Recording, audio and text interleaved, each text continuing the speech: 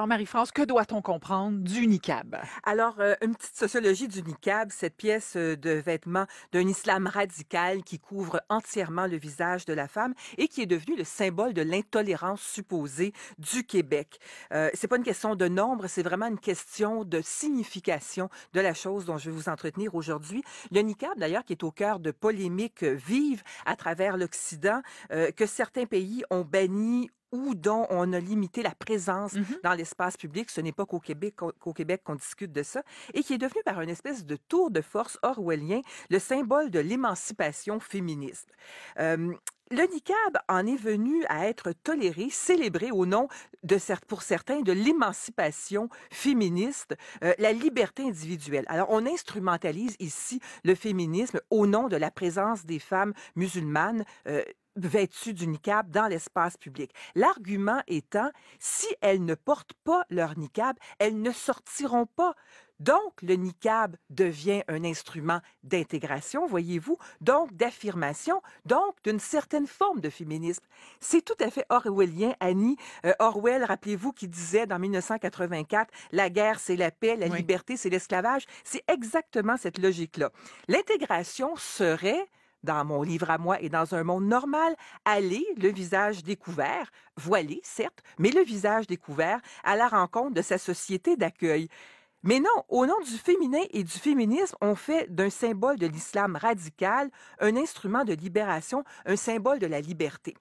Hier, je regardais le bulletin d'information et j'ai entendu Jean-Yves Duclos, ministre fédéral de la Famille, des Enfants et du Développement social, je le répète, de la Famille, des enfants et du Développement social, dire du niqab que c'était une pièce de la garde-robe féminine. Ah bon? J'ai tellement collé au plafond. On en est rendu à banaliser, à normaliser le niqab.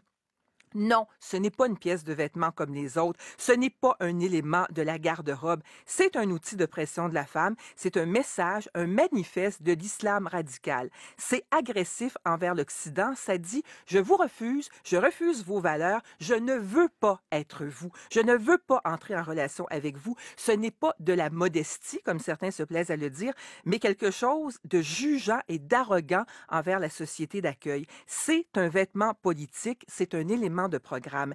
Et c'est surtout violent et irrespectueux envers d'abord les musulmanes majoritaires, voilées ou non, venues ici ou nées ici, qui rêvent de liberté, d'égalité des chances, d'épanouissement, qui veulent vivre dans leur religion ou pas, sans les dictats patriarcaux des islamistes. Il y a une banalisation du niqab dans ces affirmations de garde-robe féminine. Je vois dans mon quartier où il y a beaucoup de musulmans, de plus en plus de fillettes aller à l'école avec le hijab, le foulard Mmh. islamique, à 7 ans, 8 ans, chose qu'on ne voyait pas il y a quelques années à peine à Montréal. J'ai vu hier sur les réseaux sociaux un défilé de mode certainement destiné aux femmes des pays musulmans, mais il y avait une magnification du niqab. Il était orné, il était paré de 1000 bijoux et il y a vraiment une magnification euh, qui n'est pas innocente de ce niqab. Les grands naïfs de la gauche diversitaire extrême croient que par osmose, il y aura conversion à la modernité. Les femmes iront avec leur niqab dans la rue et par osmose, elles vont s'exposer à nos valeurs et ça va les pénétrer. C'est un aveuglement volontaire. Porter le niqab, c'est s'extraire sciemment et avec fracas de la société occidentale.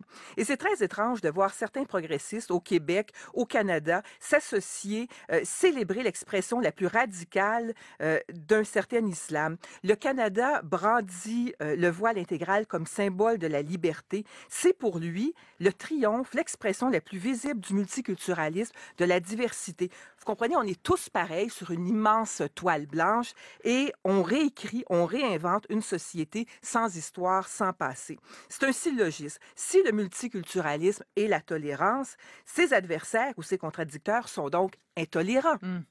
La victime idéale des intolérants, c'est une minorité religieuse, culturelle ou de genre. Alors, la musulmane au niqab est la victime idéale. Donc, au nom d'un certain féminisme, le niqab, le symbole de l'islam radical, devient instrument de libération, ce qu'il fallait démontrer, et on revient à Orwell. Euh, Je crois qu'aujourd'hui, les islamistes radicaux rigolent. J'ai fait une entrevue il y a quelques semaines de ça, juste avant l'adoption, pendant qu'il était vraiment beaucoup question du projet de loi 62, aujourd'hui devenu loi, une entrevue avec Fatima Qui sera Ouda-Pépin, diffusé qui bientôt. sera diffusée lundi à notre antenne aux grands entretiens. J'invite nos auditeurs à l'écouter. Elle a des propos très éclairants là-dessus.